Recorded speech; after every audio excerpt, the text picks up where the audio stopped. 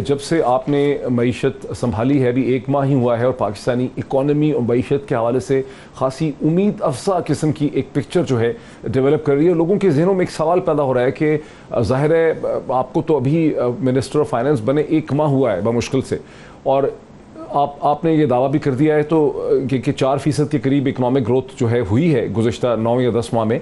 तो आप लोगों की मिनिस्ट्री जो है और हुकूमत इस वक्त कोई फिगर फजिंग कर रही है या कोई ऐसी चीज़ आपके सामने आ गई है जो इससे पहले गुज़िश्ता पूरे एक बरस में पाकिस्तान में स्टेट बैंक को, मिनिस्ट्री ऑफ फाइनेंस को, वर्ल्ड बैंक को, एशियन डेवलपमेंट बैंक को, IMF को और मीडिया को नहीं पता चल सकी? हुआ क्या?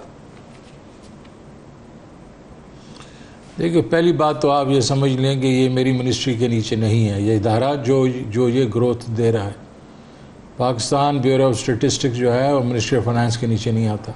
ठीक। लेकिन मैं आपको याद दिला दूं कि जिस वक्त मैं पहले फाइनेंस मिनिस्टर था तो मैंने एक टेक्निकल असिस्टेंस ली थी कि ये इदारा जो उस वक्त मिनिस्ट्री ऑफ फाइनेंस के नीचे था और उसको उस वक्त एक डिवीज़न के कहा जाता था, स्टेटिस्टिक्स डिवीज़न। मैंने कहा इसको रिवैम्प किया जाए, इसको प्रोफेशनलाइज किया जाए और मिनिस्ट्री ऑफ फाइनेंस से मूव कर दिया जाए। तो मैं तो चला गया, उन्होंने उसको रिवैम्प वगैरह तो किया, लेकिन फिर भी मिनिस्ट्री ऑफ फाइनेंस के नीचे रखा। लेकिन ये तो इस हुकूमत को आप जो मतलब कुछ क्रेडिट तो देना कि असद उमर ने आते ही जैसे वो आया मिनिस्टर ऑफ फाइनेंस था, उसने उसको मूव करके प्लानिंग डिवीज़न में लेके चले गए। अब ये इदारा एक खुद मुख्तार इदारा है जिसके बीच में सारी पूरे डिपार्टमेंट्स हैं के लोग हैं, स्टेट बैंक के हैं, इकॉनमिस्ट हैं वगैरह। उन्होंने अपना एक हदफ दिया है कि 3.94 की ग्रोथ हुई है। मुझे तो आए वो एक महीना ही नहीं हुआ, तो मैं तो सिर्फ मैंने लोगों से पूछा कि ये जो है इसमें कोई कम से कम फजिंग तो नहीं होनी चाहिए। तो मेरे लोगों ने बताया कि नहीं जी, उनके पास पूरे के पूरे डिटेल वर्किंग है। लोगों ने उनसे पूछा भी सही कि जी ये कैसे हुआ, तो उन्होंने एक्सप्लेन कर दिया। और ये बातें आना शुरू हो गई कि जी क्वेश्चन मार्क हुए जनाब स्टेट बैंक से भी, मिनिस्टर ऑफ फाइनेंस। कोई ऐसी बात नहीं थी, उनकी सिर्फ ये थी, उनके कुछ सवालात थे, उन्होंने बिल्कुल जिस तरह किसी भी डिस्कशन में सवालात होते हैं उन्होंने पूरे ना हुआ क्या है, क्या वजह है जिसके मैं तो बाय द वे आया ही अभी एक महीना पहले हूँ। मैं सिर्फ ये समझ सकता हूँ कि ये जो पहले एस्टिमेट्स थे, IMF के एस्टिमेट्स 1.5% के थे, फिर मेरे ख्याल में वर्ल्ड बैंक वगैरह के 2% थे। नहीं, वर्ल्ड बैंक का 1.5 है मेरा ख्याल है, और IMF का था हाँ ठीक है, ठीक कह रहे हैं आप। 1.3% वर्ल्ड बैंक का है और 1.5 इसका इनका। और फिर स्टेट बैंक ने कहा कि ये 3% भी हो सकती है। तो वो उस वक्त थी जिस वक्त पहले 5 महीनों में अभी कोविड से अभी निकले ही थे कि बड़ी एनीमिक किस्म की एक किस्म से रिवाइवल हो रही थी हमारी। लेकिन लेटली जो है अगर आप देखें तो फसलें जो हैं वो 3 आउट ऑफ 4 बड़ी फसलें जो हैं वो बम्पर क्रॉप्स हुई हैं। आपकी LSM जो है 9.3% पे ग्रो कर रही है। आपके जो स्मॉल एंड मीडियम वो मेरे ख्याल 7-7.5 पे है। आपका जो सर्विस सेक्टर है वो 4.4% पे जा रहा है। और उसके बीच में जो हाउसिंग वगैरह जो है वो क्रिटिकल रोल प्ले कर रही है। आपकी सीमेंट प्राइसेस चढ़ गई हैं, स्टील प्राइसेस चढ़ गई हैं।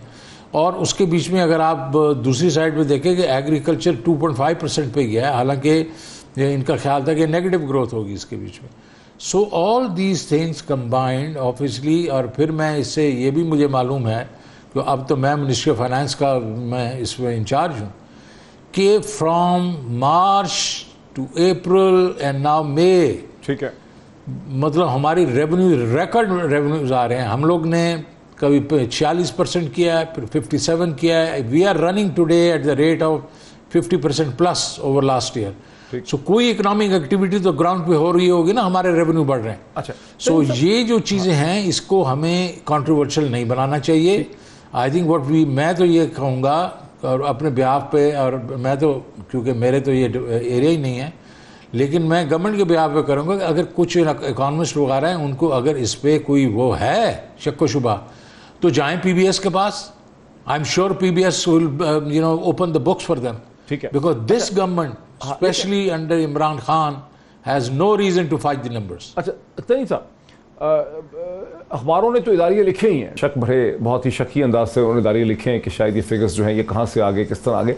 लेकिन ऑपोजिशन ने इस पर बड़ा शदीद रद्द-ए-अमल किया है। डॉक्टर मिफ्ता इस्माइल और मोहम्मद ज़ुबैर जो PMLN के लीडर्स हैं, मिफ्ता इस्माइल इससे पहले पाकिस्तान के डिफेक्टो फाइनेंस मिनिस्टर रह चुके हैं, उन्होंने बाकायदा एक प्रेस ब्रीफिंग की है जिसमें उन्होंने कुछ नुक्ते भी उठाए। उन्होंने कहा कि आपकी हुकूमत ने पाकिस्तान की आबादी को कम गिना है, 210 मिलियन गुना है, और यूं 10 मिलियन जो लोग हैं, 1 करोड़ से ज़्यादा पाकिस्तान की आबादी को GDP का तयन करते हुए गिना ही नहीं है। वो कहते हैं ये बेसिक फ्लॉ है और ये सब चीज़ें, 3 चीज़ें जुड़ी हुई होती हैं, GDP growth rate, inflation rate और बजट डेफिसिट। तो ये किसी तरह से भी ये फिगर नहीं हो सकता। देखिए जी, पहले तो ये जो नंबर जो उन्होंने पॉपुलेशन के लिए होंगे, सेंसस के बेसिस पे लिए होंगे, वाई शुड PBS जो है वो 1 करोड़ बंदा जो है कम गिनेगा, तो उसका रीज़न होगा, वो भी उससे बात की जा सकती है।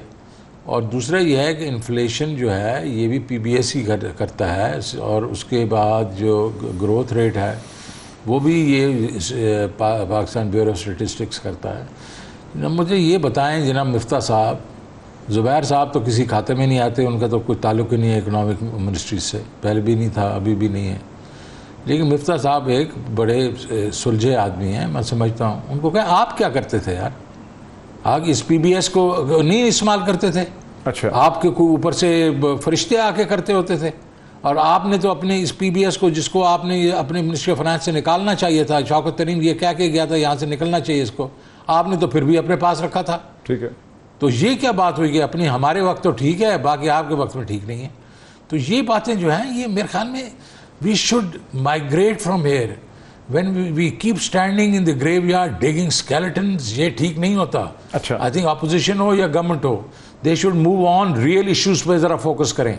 real issues, हमारे कॉमन मैन के रियल इश्यूज़ क्या हैं, हमारी इकॉनमी के रियल इश्यूज़ क्या हैं, उस पर एक डिबेट, हेल्दी डिबेट होनी चाहिए। And I will participate in that debate. अच्छा, मिफ्ता और एनीबडी एल्स। अच्छा, ये बड़ा इंटरेस्टिंग आपने बात की है। तो एक ऐसी डिबेट भी हो सकती है जिसमें हम डॉक्टर मिफ्ता इस्माइल को भी बुलाएं और आप भी उसमें पार्टिसिपेट करें, कुछ और लोगों को भी बुला लें, हुकूमत की तरफ से और ऑपोजिशन की तरफ से। जी बिल्कुल, बुलाएं, मेरे सामने आए।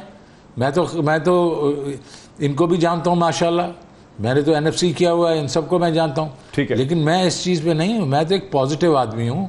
मैं तो ये कह रहा हूँ कि यार let's discuss the real issues facing the economy, not this numbers here and numbers there. अच्छा ठीक है, मैं एक एक करके उन इश्यूज पे आता हूँ। सर एक थोड़ा सा इसको मैं टच करूँ बिकॉज इशू बहुत बड़ा था कि आपने जो प्रेस कॉन्फ्रेंस की, प्रेस ब्रीफिंग की आपने संडे के दिन, एक दिन पहले, उसमें आपने ये भी कहा कि अगर इस तरह से हम ग्रो करते रहेंगे तो अगले बरस इंशाल्लाह ये उम्मीद कर सकते हैं कि 5% और उससे अगले बरस यानी 2023 का जो साल आपने कहा उसमें आप 6% तक आप देख रहे हैं। ये क्या वजह हुई कि ये सब कुछ छुपा रहा? अगर इतनी हेल्दी ट्रेंड डेवलप कर रहे थे तो क्या वजह है कि ये इतने हेल्दी ट्रेंड जो हैं बैन अल-अक़वामी मीडिया, पाकिस्तानी मीडिया की, ये लोगों की नज़रों से उजल रहे हैं? कैसे हम इसको एक्सप्लेन करें?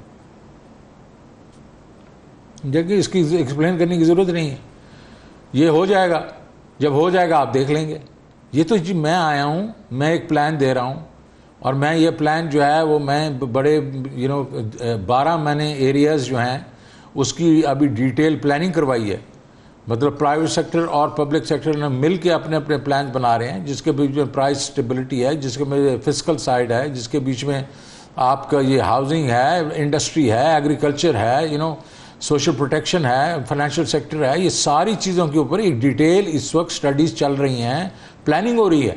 उसके बेसिस के ऊपर we believe that we will have a momentum. हमारी जो अभी पॉलिसी आउटलाइंस आएंगी, आप बजट में देखेंगे और उसके चंद हफ्तों के बाद देखेंगे, on intervention in the agriculture sector, intervention in the industry and exports, intervention इन आपका ये जो है फिस्कल साइड के, क्योंकि हमारे रेवेन्यूज़ ने बढ़ने हैं जिस तरह हमने बढ़ाने हैं, एंड डेवलपमेंट एक्सपेंडिचर जो है, ये सारे जो चीज़ें हैं इसकी बेसिस के ऊपर मैं ये कर रहा था कि अगर हमारा जो इस वक्त जो भी रेट आता, मुझे नहीं मालूम कितना रेट आता, मैंने ये कहा था अगले साल हमें 5% पे जाना पड़ेगा, और 5% और अगले उससे अगले 6% पे। अब मैं पुरुमीद हूँ कि इंशाल्लाह 5% भी होगा और 6% भी होगा।